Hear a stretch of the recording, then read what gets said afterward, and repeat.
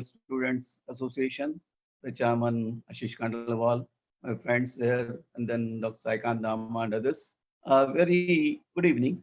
Very happy to be with all of you, particularly to speak on the agriculture and the food security, the post-COVID situation.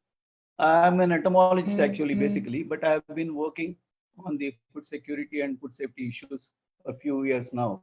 I thought I should speak on this topic.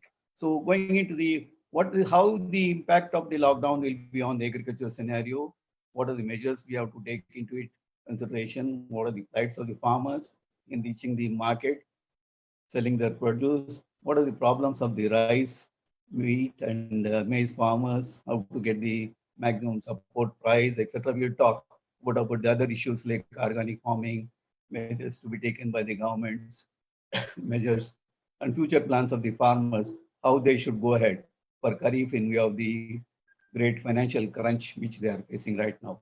So you are all aware the coronavirus has disrupted all the supply chains, thrown the global and food economy into total disarray. And because of the border closures, then the lack of transport, no labor, then the other issues actually really have affected the farmers, their economy, their agricultural operations, and added to all this, the export restrictions are really hampering our economy. The demand has surged, but however, the inflating prices are impacting the world directly, and the poorest of the poor and the marginal farmers are really getting affected. We are all gripped or grappled with the COVID. We have opportunity to rethink because time over a period of time, we are just following our technology, new innovations and all. But the basics of agriculture, many of us, because in the villages, majority of the farmers are moving away from agriculture, their families are moving away from agriculture. But now the time has come. The nature has remembered, reminded us that this is our basics. We have to go back to our culture, agriculture. Because we have been with the flawed global systems, so we need to invest again in long term on many issues, and then there will be a lot of systematic changes likely to occur. Important thing is the village market should improve. If the farmer has to survive and get good benefits, or his economy has to improve, the village markets. Because what's happened during this Corona period, the last 60 days or so, the farmer is not getting labor to harvest. No agricultural operations were taken up. However, in spite of all these problems, they are trying to feed the common man, though they are suffering. Then they are not getting labor to move to cities. By the time they are getting their fruits and vegetables of high quality to city and trying to look for a market, then they're all perishing. They are getting very low price. They are just disposing of at whatever price they are getting because they can't take it back. So we need to have village local markets where the farmer can produce and sell dictating their terms. It has to be done at every level. Then that means rural empowerment, rural employment also will be increasing. The farmer will be at a better position. Like in other countries, our government also has to give some, infuse some incentives into the economy and give some cash. Maybe not a very difficult task for the governments, but they have to look into it. And then the government has to arrange for a free supply of inputs, fertilizers. Time and again, I participated in a number of webinars. People have been telling that we don't need the subsidies, etc. But please provide us quality, timely seeds and also inputs so that we'll be able to produce better and with a better quality. And they also say that don't give us loans, but give us inputs. Maybe later on you can take back from us, like the sugar industry does, that give all the inputs to the farmers, including the seed material, fertilizers, etc. And after harvest, they buy back. That sort of system, many of the farmers are have been asking in recent review meetings here and there.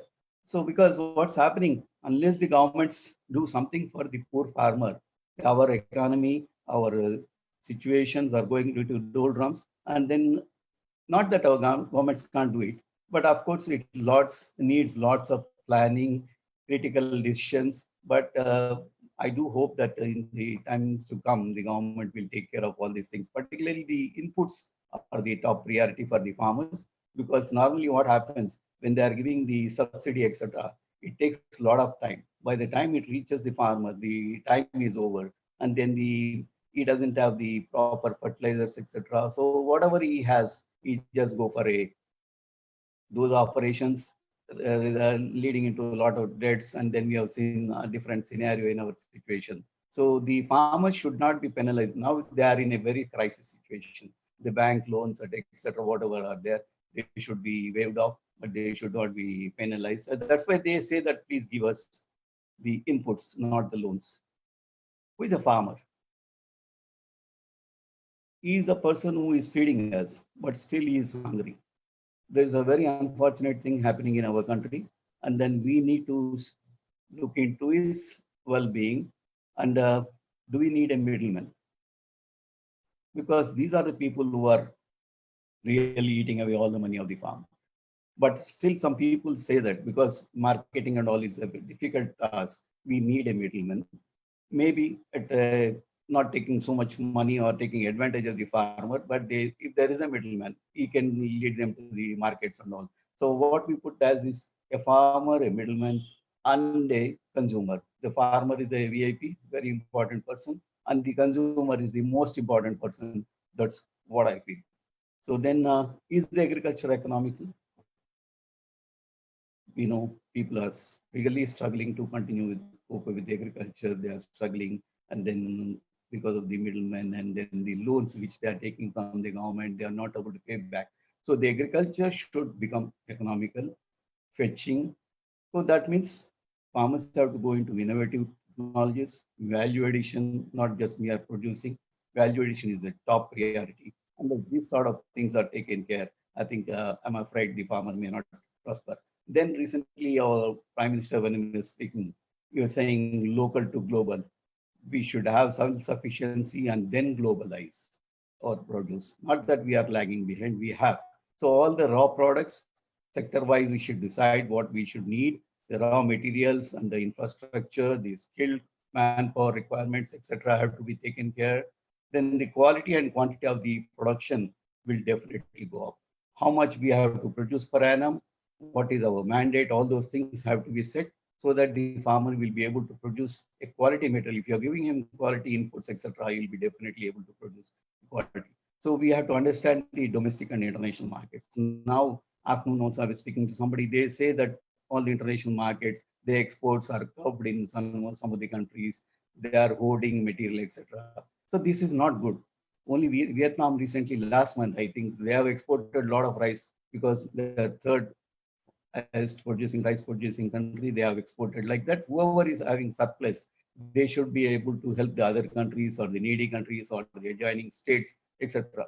So this is how we should understand the supply chain and establish the supply chain. The supply chain management is top priority. If the supply chain is broken, now that's what's happening. If the supply chain is broken, everything will go to total chaos. So packaging, branding is very important because as a brand, we had Amul, we had many products. Now Patanjali is coming, many other things are coming in the market. Like that, if you have a branding, for branding and all, the FPOs which are there, they should come together, form a group of FPOs, or whoever is there in the villages, they should form some very good groups that this is our material. We are going to sell at this price. I have seen in villages when I was working some 10 years back in Medak district in Telangana and all. I've seen farmers who are able to dictate terms when they are selling their chilies in a very small village.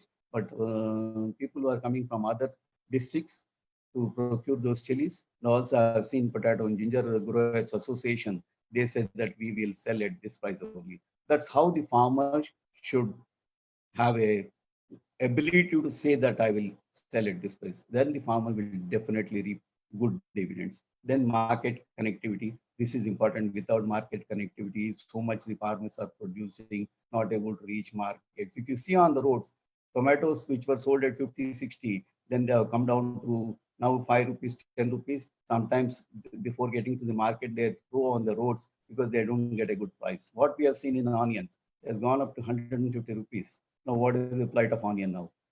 In the colonies, everywhere, they are running around announcing, going in trucks. The plug card, for the push cards, etc., saying that 6 kgs per 100 rupees. So this sort of situation is definitely likely to occur.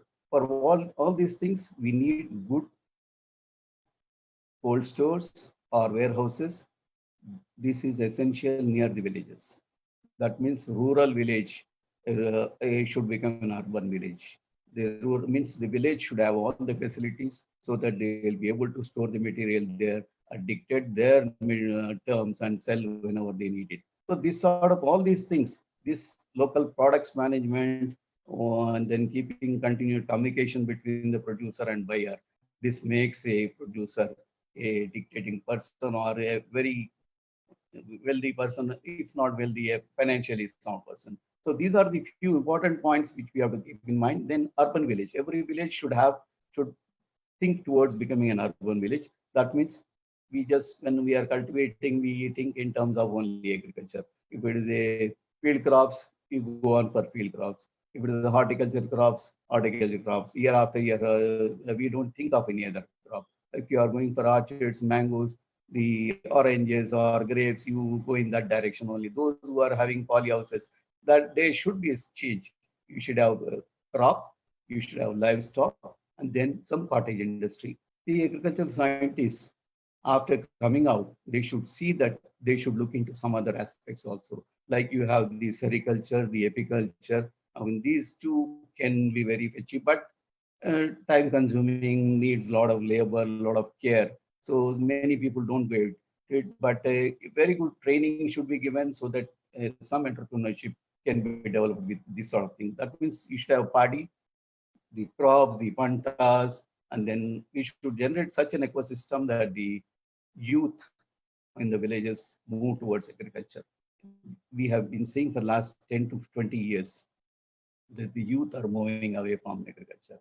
And then the farmers who are there are getting aged, the children have moved to city. So in few years to come, there will be very few farmers in the village.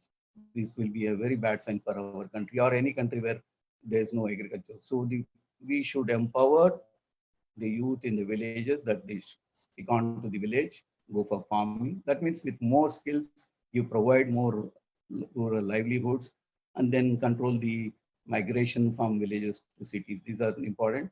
Then this is how we are going to cope up with the problems which come up after the COVID situation. Because the global market prices for staple crops like rice, maize, and wheat are broadly stable. I'm glad and today also I've seen that we have produced a lot surplus, much more than during 2019 or 18. This is a very good sign. And then we have sufficient stocks for another 6 months to 1 year. That's what I understand. Is a good price. I already told you Vietnam has lifted, airlifted lots of material, rice production, exports to other countries. So this, the tension of Corona, how we are going to cope up with agriculture, all these things will be gone because we got news from the government that everything is food is surplus. There is no issue. Only the availability of the food because the money is not there for a lot of people. The migrant farmers, the labor we are seeing, farmers in the villages, they are not getting the cash after the production of the rice, wheat, maize, etc. Then world agricultural commodity prices are really stable. And I think I'm glad to say that in 2020, people may not stop as the stocks as well as the productions have reached a big stage, particularly in the last 1 year. However, we are not sure how long we have to go and struggle or survive with the pandemic, the severity, the direction of the energy, the fertilizer prices. Currency is a main issue. And then the domestic trade, the support policies, and all these things may affect our global supply chain. If this is affected, again to come back to normal, it will be very, very difficult. So we have to again start to rebuild our supply chain. That is, the supply chain management should go on. So all these things are hitting us. And suddenly, for the last 1 month, we are hearing another threatening news that the locusts. Earlier, we are getting locusts from the Pakistan and the desert side and the Gujarat, Punjab, those areas. But last few days, if you see Madhya Pradesh, Uttar Pradesh, Maharashtra, and there's a warning that where the African countries, there was a big problem in African countries, particularly in Africa, East Africa, then they have never seen in the last 70 years. Those locusts are likely to hit the peninsular India over the Indian Ocean. If that happens, already we are seeing the alarm bells. I'm going to speak on that in a few days on an international forum. So I'm not touching more of it, but more than the COVID or the problems which we are facing now, that may be more dangerous than what we are seeing now. So this is how then the governments are trying their best to see that the desert or locust problem is taken care. But apart from this, I go back to my points which I'm stressing. The prices in between they slightly went up. The governments have involved and seen that they have come down. But there is the export and then the imports and all the governments, different countries, governments, state countries have to come into picture, because if you are not exporting whatever you surplus you have and you are trying to just stack like that, there will be a lot of losses and our economy also will be affected. So the ministries of different countries, the heads of the governments of different countries should have a discussion, see that this sort of problem is overtaken. And this what happened. They stopped export in some countries, and then particularly the African countries and all, they really struggle like anything. The African countries, I think almost 1 million people suffered because of, and already because of the COVID, 135 people are already undernourished. 135 million people. The COVID scenario post COVID, I'm afraid it will be doubled. That's what the picture of the World Bank or the FAO states, that this may be doubled unless we are going to take care. Now, with the present scenario, at least 150 million people, if the exports are stopped, at least 150 million people are going to struggle or starve. So it remains very critical for the nations, the policymakers of different countries to restrain from doing those restrictions and curtail them. They should have a talk and see that all those problems are sorted out. Because the world itself is facing, not one country. Take from Africa to US, and then every country, the problem is there, and then agriculture is affected, no labor, everything. So to overcome all these challenges, we need the country-specific responses should be taken up by each country. Now, as per FAO, 820 million people were undernourished before the COVID. So as already told you, and then acute food insecurity is faced by 135 million people. This may touch 265 million people if the proper care is not taken. So because hunger has remained shockingly the most prevalent scenario in recent years, our incomes have fallen. We are seeing people even now during the COVID period, because there is no money. Food is available, there is no money. So people are skipping meals. Some are clearly struggling for want of food. This wave of malnutrition will have long-lasting effects. The World Bank has done some survey in some parts of South India. 40 to 60% of the children are going to become undernourished or malnourished because of the problems, particularly this is going to hit the children. There are lots of obstacles in food production. As we have already talked about the labor, the transport, and then consumers. The seller is not able to get the consumers, consumers. So there are buyers, but the seller is not able to find them. And then already mentioned about the locust scenario. The diseases and pests are also going to create a lot of problem for us. We wish that that sort of scenario may not happen, because the World Food Program is pumping a lot of money into all these things. Even the World Bank has pumped 2 days back $500 million to overcome the locust scenario, and 230 billion rupees are pumped worldwide by the FAO and World Food Program to see that there is no food shortage. But still, they are expecting that there will be doubling of food insecurity in the years, at least by the end of the year. This we should see that this sort of thing won't happen, particularly at least in our country.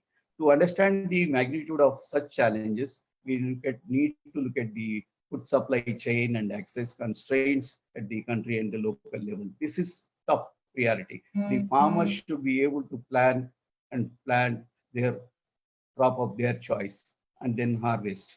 But I'm afraid I don't know. Is the policy matter taken up by certain governments? I'm not going into those details. Those crops which are not known to the farmer, if you are forcing him and making it mandatory, he, they lead into lots of troubles. So anyway, at this point I will not go more into it because they this is a policy issue. I think the farmers should be left to do what they have been doing. Yes, they are much better equipped to tackle the situation. So we are, all of us are agriculture scientists. We think that we have done a lot of innovative technologies, etc. But look at the farmers. During your internships or your RAVE programs or in the final year courses, some of the undergrad students must have stayed in the villages. If you work with the farmer, you know what is agriculture.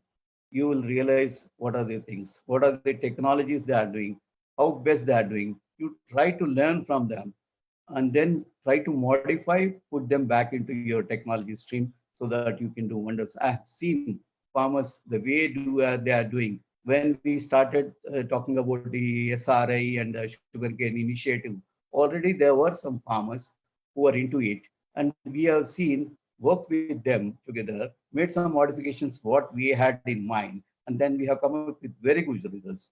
So these sort of things have to be taken care by the scientists working with the extension workers or the scientists or the students working with the farmers. So you get to learn a lot spending some time with the farmers to stop the problem of this corona and impeding the movement of migrants. The farm workers are stopped, etc. So this is what's happening is because you're stopping them, the work is suffering. The industry, they are not able to come back onto the full stream. I understand from a lot of people who are in the manufacture of the imports, etc. Because of the imports bans at the customs, etc. The quality input material is all blocked at the customs, or therefore the what do you call the naval ports, and then only 20 to 30% labor are turning up, that too after following all the COVID precautions. Though I'm afraid they say that 20 to 30% production only we'll be able to do. So this sort of thing, that means we are going to fall short of our inputs, the fertilizers, etc., which are very essential. And then, of course, we are giving technology, but what just point of technology, it doesn't make any difference. You have to see that the farmer gets the right inputs at right time. So this already Kharif is coming up. Government say that everything is there. It's fine if they are able to supply. But I heard from some of the input industries that they are struggling to come up to the government level because the shortage of labor. So this is very important thing in many developing countries where agricultural production is more labor intensive, movement of restriction is there. It is going to have lots of impacts. Then the producer needs to reach the market. If there are no transport, the labor is not there, the food related inputs and services are not available. How to he's going to transport them, get back the inputs to his village to start cultivation, etc. So we do hope we made sometime by next week or so, all the restrictions will be removed. Then things will be back on track. The continued flow of seeds, the fertilizers, the mechanical issues across the borders, if not in the same district to other districts, these are all very essential in the coming next 6 to 12 months. Unless they are taken care by the government, then the policymakers, our agriculture and our economy will be in a lot of troubles. We need to recognize these methods of business, including small and medium enterprises, the farmers who are supplying and handling the port from port to farm to fork. These are the people really who are struggling, but they are trying to feed many of us. So the World Bank estimates, but also I've seen yesterday, 40 to 60 million more people will be in extreme poverty in the few months to come. And then depending on the scale of the economic shock, I don't know whether it's how much it's going to be.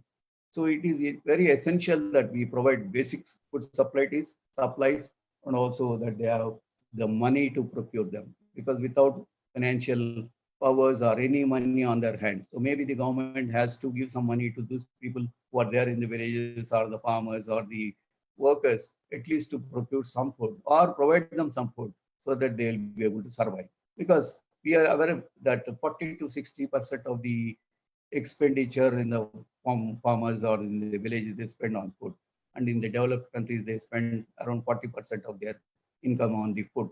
So a financial management for the farmer is more important. Consumers also, they should learn to manage the food. I spoke some time back also.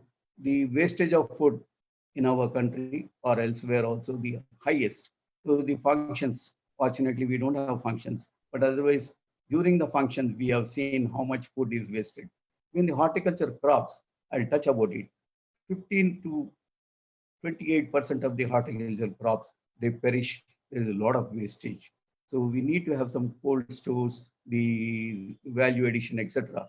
So coming all these things, the economic recession and loss of livelihoods also should be quickly eroded, because this is affecting our food security of millions of people. Particularly, the food prices are increasing. So in some countries, they have social safety nets. That means the poorest and the most vulnerable people are provided some cash incentives. I think our governments also are taking care that maybe they are providing food. And then some countries have these social networks. So a lot of work has to be done. Of course, the government has to spend some amount.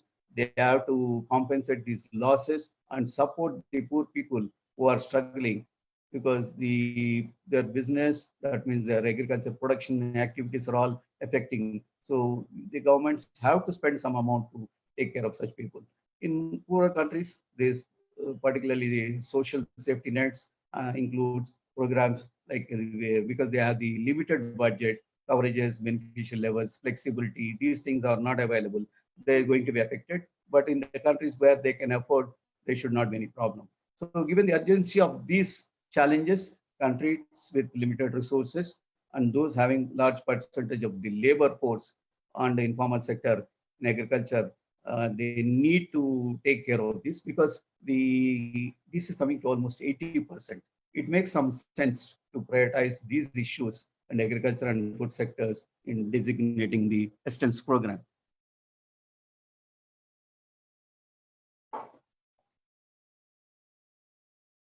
This means we are putting money in people's pocket, trying to help them see that they are not hungry. And then priority is to empower the farmer. That means rural farmers, they should be empowered. The villagers should be empowered. The training should be given to them, even regarding the not only agriculture, farming, technologies, etc., but also the financial management trainings should be given to the farmers. So because of the COVID, I think people are not going for the employment. Lots of people are staying at home. We are getting paid and all, though working from home and all. But there are the labor, the farmers, they're not getting any money. Government has to see that they are given some food, at least for a few weeks, so that the resilience of the people is boosted. And then this is top priority. When we speak about some of the issues which are coming up again, then we have also the issue of food security. Let us talk about this. I just generally touched about the problems which are coming up during these things. But let's go into the issue of the food security. This is in many parts of the world, the food security is going to be affected.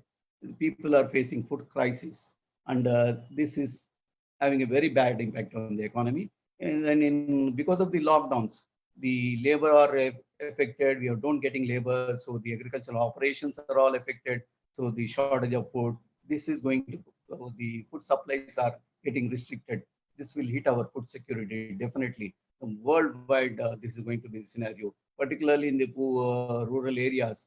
The impact of food and also the demand for food is more, because they are economically they are struggling, no money for them.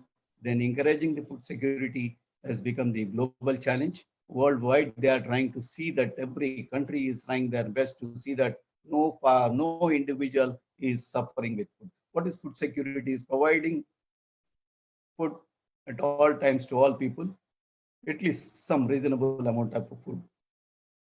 The corona has affected our entire food system because of the travel restrictions across the borders, etc. We hope the things will come back to normal because the poorest of the poor, the farmers are struggling. We have to provide the quality inputs to them. The agronomy advisory system, which very good in our country. The advisory system should be given updated. Of course, earlier farmer used to come all the way from the village to the officer and the district or come to the universities, colleges, research stations. Things have changed now. The technology is updated now. Most of the farmers these days they're sending the WhatsApp messages of the crop system, the pests and diseases. This is a very good sign. So the digital technology adopted by many of them, even the software people are all coming to digital agriculture. This is a very good sign. But how many are? Again, still, some of them are doing it, but all should be able to reach this level. So we should see that those who are not having this sort of facilities, the technology, etc., at least they are helped by reaching them. Then the other problems also we have to take care. What's because besides the lockdown, we have other problems like the fan in Orissa and the Bengal regions. In the last month there were cyclones elsewhere. Then a couple of places near Delhi we had the earthquakes. This is also hurting our system. And now in some of these states the temperatures are very high. All agricultural operations which were should have started by now in some of the crops, they're all stopped because 47, 46 cities, there's no labor. So this is going to really hurt our food production in many areas. The storms, the excessive rains which we are seeing, and then of course the cyclones. So this is all because of the climate change. So we are to be blamed.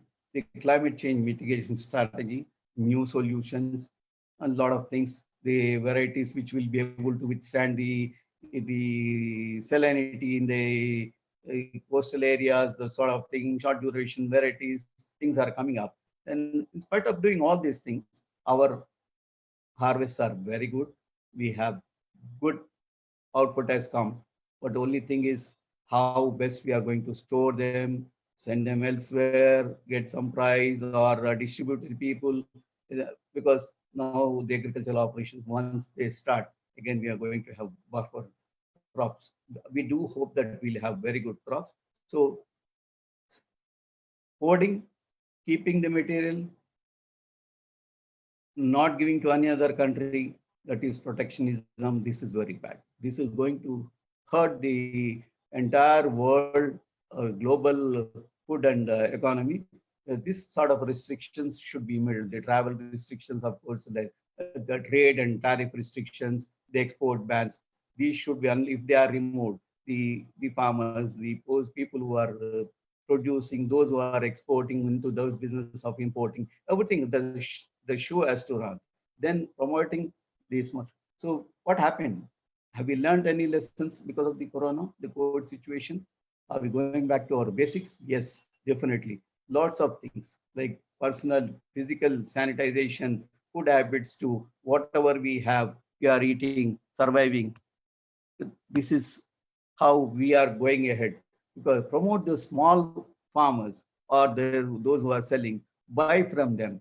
We got used to going to big malls, huge shops, buying there because everything is available.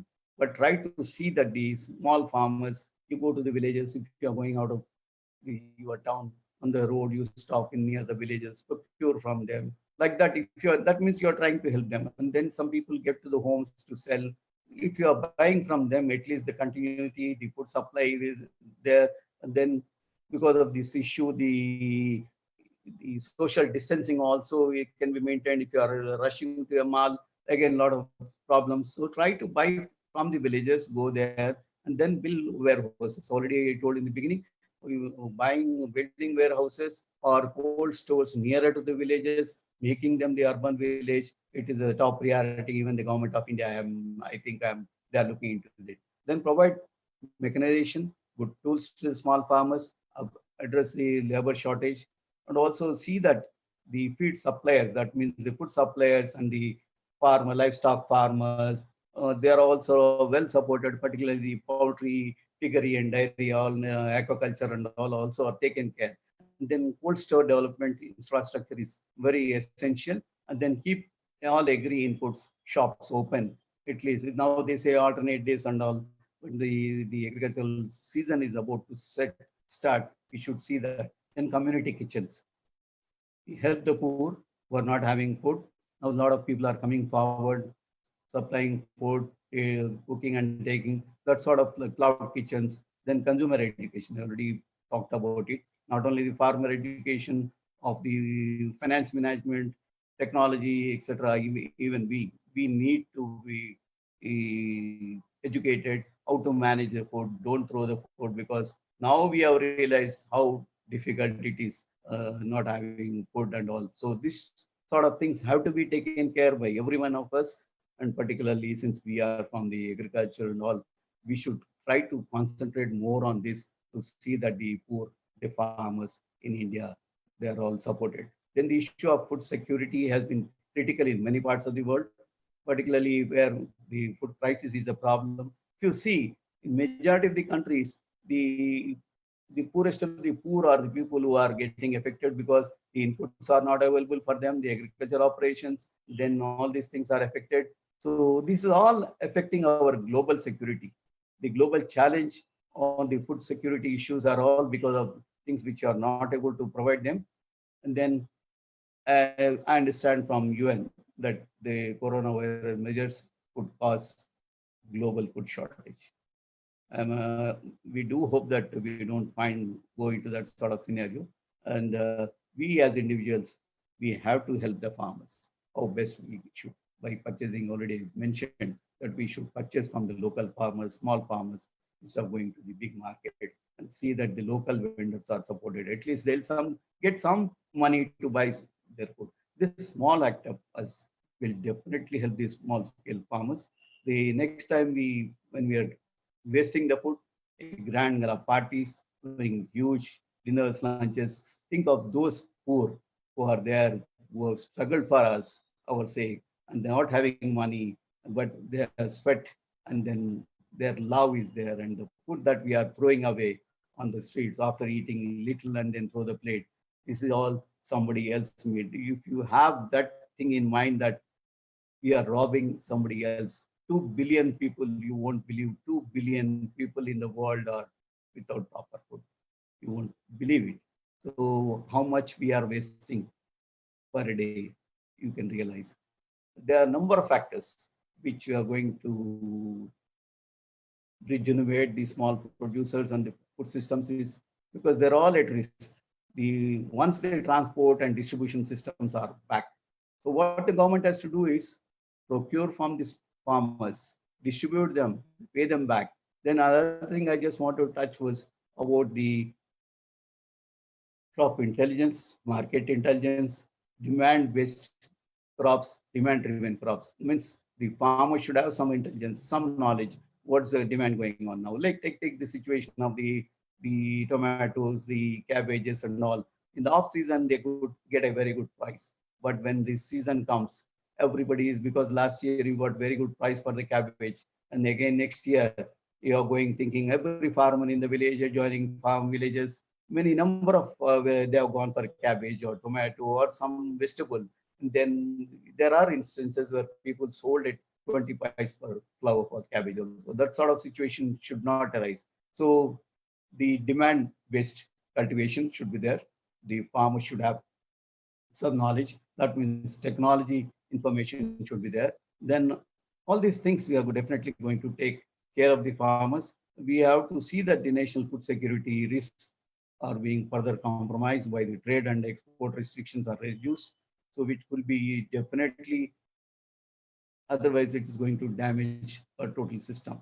We know that we spend 60 to 80% of the Indians or the farmers, they spend on their food only, whatever they spend. This sort of thing to be taken care.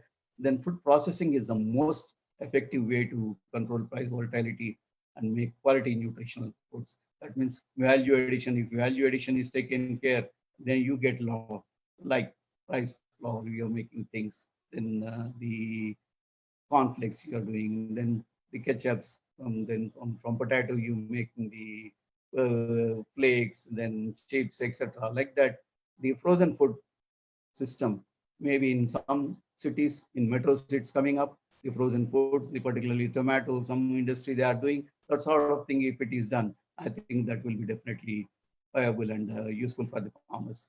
Because the world and the vast majority of the people in developing countries, take Asia, Africa, and Latin America, they're all living in rural areas.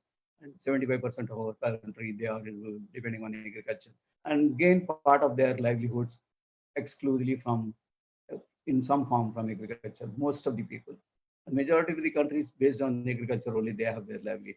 So those people who are helping us, they are still very poor, depending on the agricultural practices. The new technologies are not reaching them. They still are with going on with the traditional methods because they are some of them. You'll be surprised that they are living in very in hospitalized places. Very you can't reach them. Some villages they don't have access to the resources. They need to be improved because if you want to improve agriculture, I just don't think that the government is taking care, the policies are there, etc. See that whatever you have, you are able to do your best as an agriculture graduate or a scientist or an extension worker or the administrator, whoever you are, try to see that the non-profit organizations, those who are away from the service, doing some other work, freelancing, see that the farmers are really helped so that at least you are doing you at least one bit of your this thing you do the help to the farmer because the rural development is the only one which is going to help us. This allows in the improvement of the population's quality of life, economic stability also will be. All this can be done only when you're taking up some activities in the rural areas. Sorry. So the onus of providing food security to the Indians again is on our poor farmers, and then who are really struggling even during these 60 days, they are able to produce vegetables, fruits, etc., sending to the market, which we are enjoying. Then some of them, because they are not getting price, they are really suffering. And then the migrant workers, we are talking about it. We have more farm families in the world. The farmer, his wife, his children, everybody works. So they spend a lot of time in agriculture. They should be given sufficient food. Our success stories also say that the farm family offers a unique opportunity because they are working together. They know the in and out of it. So they know the food security, how much food they should have. Then we should try our best to see that their livelihoods are improved.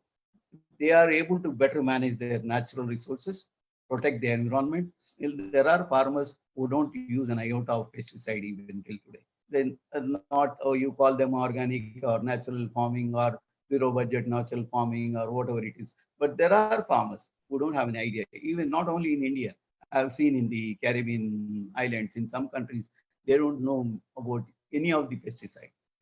One thing they were telling me was a bleaching powder. This is what and that's how people are still doing cultivation, particularly in rural areas. This sort of things we should give our advice, technology. If not, if we are not able to give the inputs to them, see that at least they are given the information, the technology, the ways to get them. Because the food security for our country is a major 135 million, 1.35 billion population. I'm afraid by 2030 or 2050, it may reach 1.5 or more than that. The world population now is 7.5 billion. And out of that, 4.55 billion population are in Asia. Only in China and in India, we have 2.85 billion population in our two countries. So this is likely to go up. So are we able to sustain our agriculture production, feed them for so long, so many people, and then take care of our exports? Because if you are looking on imports like yesteryears or 50 years or when we was in school and all, we used to import like them. Wheat used to come from Mexico, the yellow wheat. Probably, I don't know, many of those times they can say. Then the milk was not available. The milk powder we were getting. So things have changed. now we have sufficient, but we should reach a stage that we will be able to export also. Otherwise, a quarter of the world's people are going to struggle. The population who are undernourished now, 850 million, that may go up. So if you look at the global hunger index of 2019, India is 102nd ranked in the out of 117 countries. We should calm down to, we shouldn't be part of it. We do hope, appreciate efforts of everybody, all the technologies, etc. That we try to help the poor farmer so that our level up goes up, and then the food prices remain stable for us. So a global policy priority should be there. The India's food subsidy program is excellent, of course, and this is the largest in the world. The PDS system is providing almost 800 million people in the world, in the country, a subsidized grain.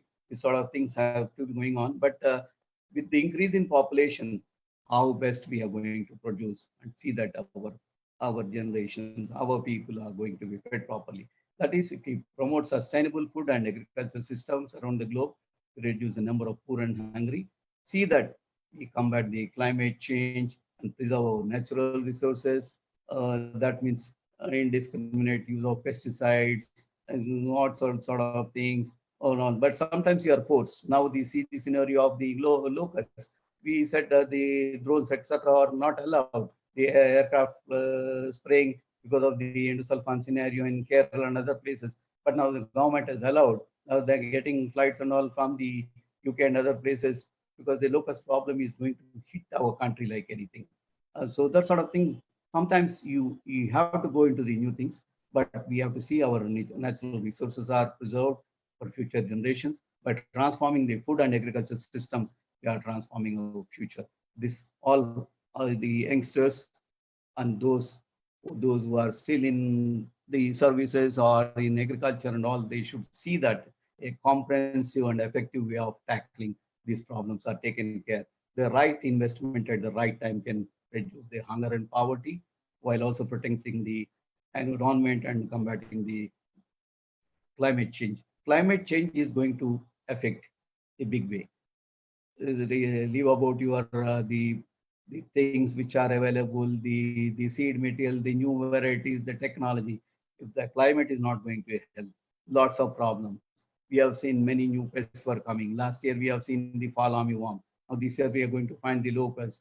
Then before that we found some more insects. Then the mites in the rice, etc. Then other things have come from other countries, which we have the tuta in the vegetables. These are the things which we never expected, but that have come. We are living with them. So we should concentrate to cope up with these problems because the climate change, we don't know what's the pests which we are during our studies, which were not at all pests, though they are major. They were diseases. They are major problems. So what we have learned is a lot from the corona because this pandemic has given lessons that agriculture is indispensable. We have to take care of our agriculture. We need to support our farmers for us to meet the food requirements so that all our population, we are not suffering, not struggling. We have good, safe food and food security is top priority. The world needs agriculture to thrive to ensure that the supply of healthy and environmental friendly crops still remain strong and reliable because without agriculture anywhere, you have money, but what now there is no food, nothing is coming into the market. What we are going to do? So we have the potentiality to feed not only for ourselves, but the whole world. Then if the things are going in a proper way, the farmers are giving good finance, machinery, the high quality agri inputs, timely inputs. You provide inputs, but if you know we are giving after the season is over, then the crop protection, the chemicals, the sprayers, the technology, what stage of the crop, the pesticide or the weed side or the fungicide should be sprayed. They all should be taken care. Then you invest on the agriculture and then you reap the benefits from them. Without giving this and giving things at the very late stage of the crop and all, it's not going to help us. Because if you see 85% of the small and marginal farmers, there are 12.5 crore farmer households in India itself who are having lands very less, very small, 1 acre to 2 acres, not even 1 hectare. this sort of small land holdings, because of the fragmentation, disorganization, the farmers are not able to come together to form some groups. Lot of disintegration between them, differences between them, maybe because of the political or other things, etc. So when they are going for the inputs, the seeds, the crop protection, the fertilizers, at a reasonable, if you are together, you are fighting together, working together, reaching the administrator, you can demand for an inputs, quality inputs, and also same time you can say that yes, you give us, we have the money, we pay you, or give us technology, or you buy from us. That sort of you can dictate. They can bargain in the market. You get a bargaining voice you get if you are together, this sort of thing. So this will give you a better value for your produce, access to the technology also. So farming as a farmer producer organizations together, one organization here, one organization there in a village, and they are all disoriented. This will not help. The group should come together. This will make a big way. Our markets will be strengthened, and this sort of thing if you are not taking care, because the world trade itself is disrupted, including food and produce. This is a time you try to capitalize on what we were not taking care for the last so many years. Try to get back, see that our agriculture is strong, our because our production has slowed down. Try to put it back on the track. Our revive our supply chain, food supply chain management. There are a lot of strategies, the administrators, policies. Every last 2 months, we are speaking so much on agriculture, which we never spoke for so many years. Now we are everywhere, morning to evening, sub-webinars, conferences, international, national, some groups, farmers clubs, etc. So because if you are trying to carefully have your strategy, how to ensure your own food supply, this not only gives you the powers to go through the pandemic, also to prevent the inflation. You will have good food, safe and secure food. And when these things, during the times of the economic crisis, food security is a key concern for all the governments in the world. I do hope the countries will work together to see that they get good, stable food supply for everyone in the world. So coming to a few of the points, because the issue of the food security is I'm stressing more on it. It is very, very critical. If food security is not there, the food safety and security go together. And then lots of countries are facing problems because of the economic crisis. We have to see that everybody is provided a good food. And then the food is the one which brings us together. And then not only those who have access, those who don't have access also, we should see that they get good food. We need to produce more food with less resources, transforming agriculture and our food systems into vital to achieving sustainable development and food security. I think these are the points. Uh, I think I have taken sufficient time. If the organizers say that I have little more time, I'll come back, or maybe time for you. Ashish.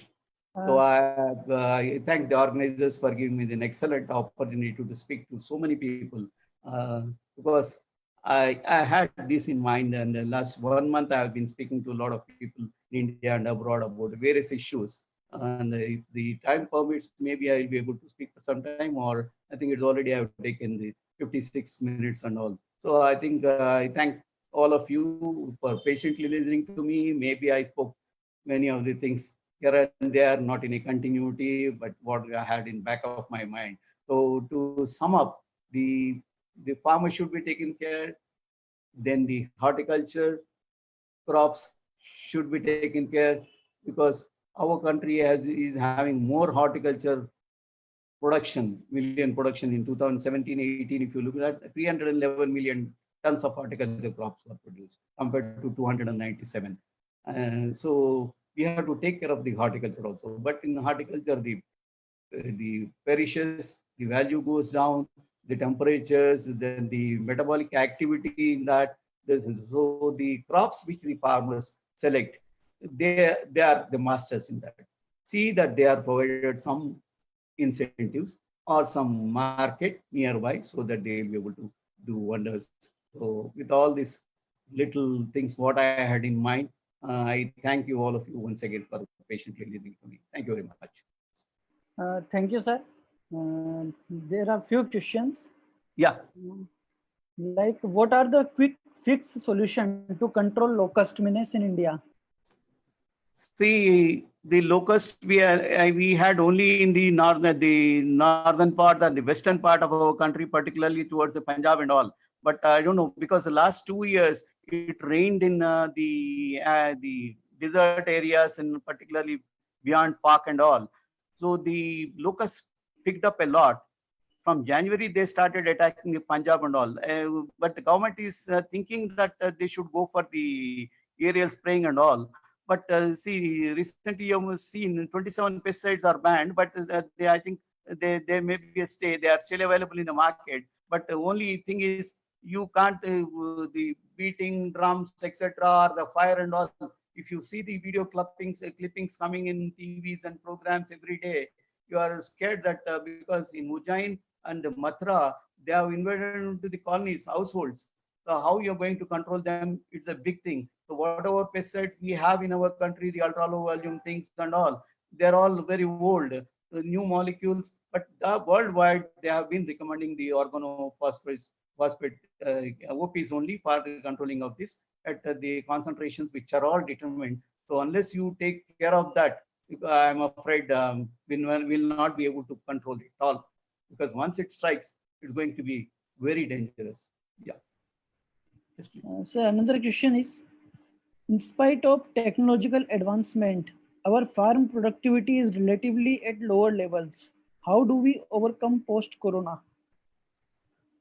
See, I told you, because the inputs, our farmers are really, I really salute them. Some of the farmers are too good. Some of them they don't, maybe they don't follow you, but some of the farmers they are masters in their technology.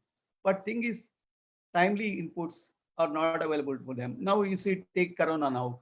The farmers who get the spices and all from Calicut, Kerala, they don't have. They are using their own material, which they harvested last year. We are not sure whether how it's going to come up. And then the markets, then the climate which is hitting normally at the harvest time, etc. This is really a problem for the farmers.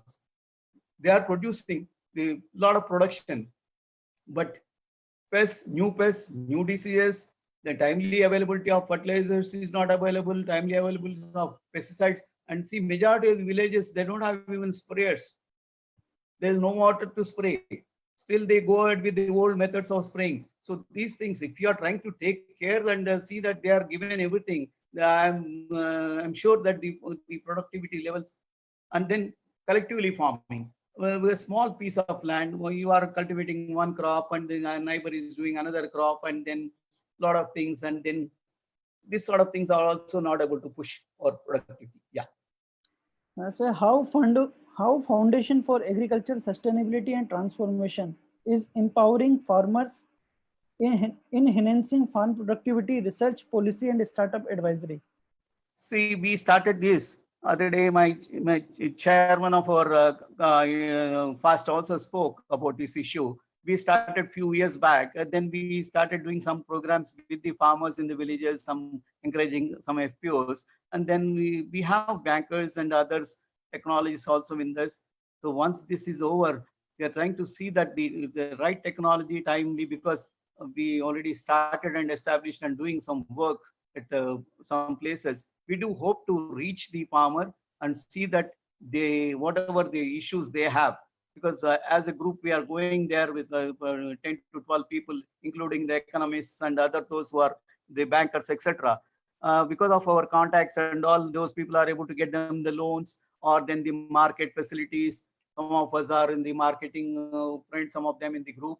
So all these things, I'm taking care of the pests and diseases, and then the other things. So we have a group. So they're also in other organizations. All those together, we do hope to have a very good impact, particularly in the coming up, because now we want to literally take up our to a higher level our organization's activities in the post-COVID to help the poor farmers. Okay, thank you very much, sir, for giving a nice lecture. Yeah, and anything, those who are not able to reach me can also reach me on my mail, sash_3156@yahoo.co.in. Okay, sir. I will Thank you. also note. Yeah. Okay, thank you, sir. Yeah, I repeat, sash_3156@yahoo.co.in. Thank you. Okay, sir. Thank Thank you, you, sir. one and all.